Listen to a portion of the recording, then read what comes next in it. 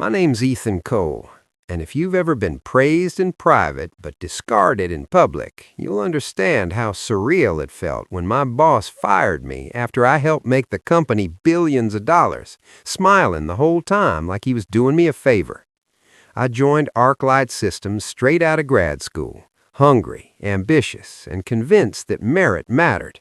And for 11 years, I lived and breathed that company, working 70-hour weeks, sleeping on office couches during product launches, and building revenue engines so efficient they became case studies and MBA programs.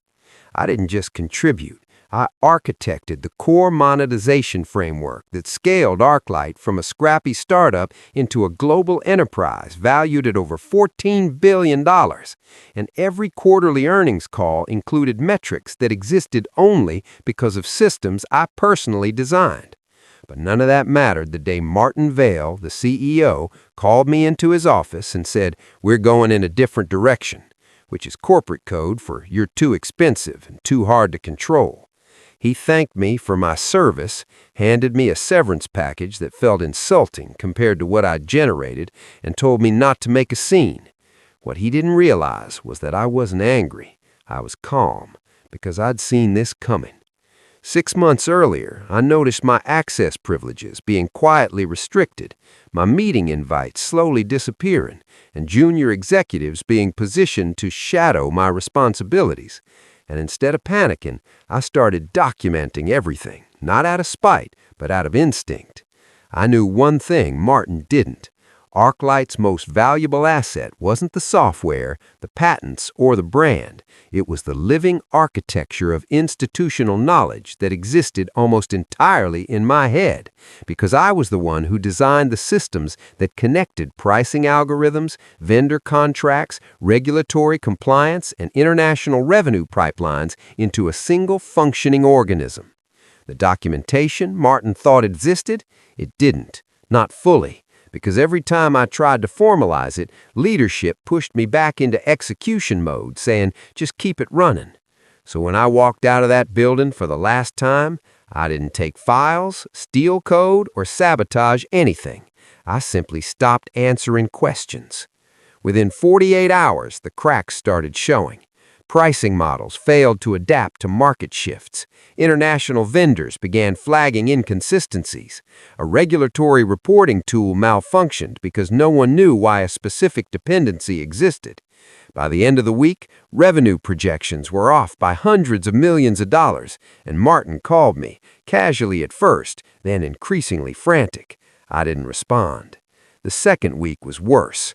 A European partner froze negotiations because contract escalations weren't triggering correctly. A major client delayed renewal after billing discrepancies appeared.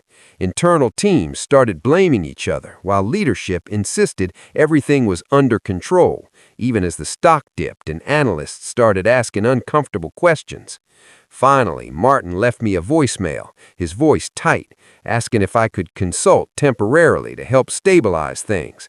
And that's when I replied, not with anger, but with clarity. I told him I was happy to help, but only under my terms.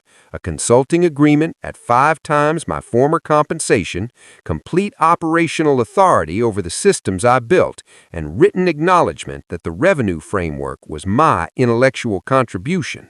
The board approved it within 12 hours. When I returned to ArcLight, it wasn't as an employee. It was as the one person who could keep the machine alive. And the difference in how people treated me was almost funny.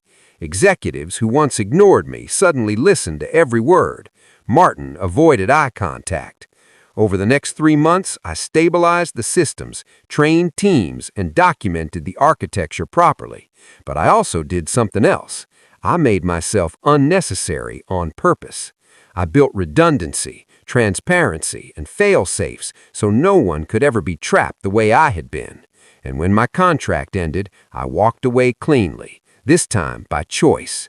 A year later, I launched my own firm, offering scalable revenue architecture consulting to companies that actually valued expertise.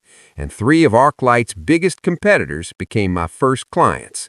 The irony wasn't lost on anyone when ArcLight's growth plateaued while my firm exploded. Because what Martin failed to understand is that you can fire a person, but you can't replace experience, judgment, and systems thinking with arrogance and spreadsheets. I didn't take revenge by destroying anything. I took the one thing they could never recreate, the understanding of how it all worked together, and I built something better with it.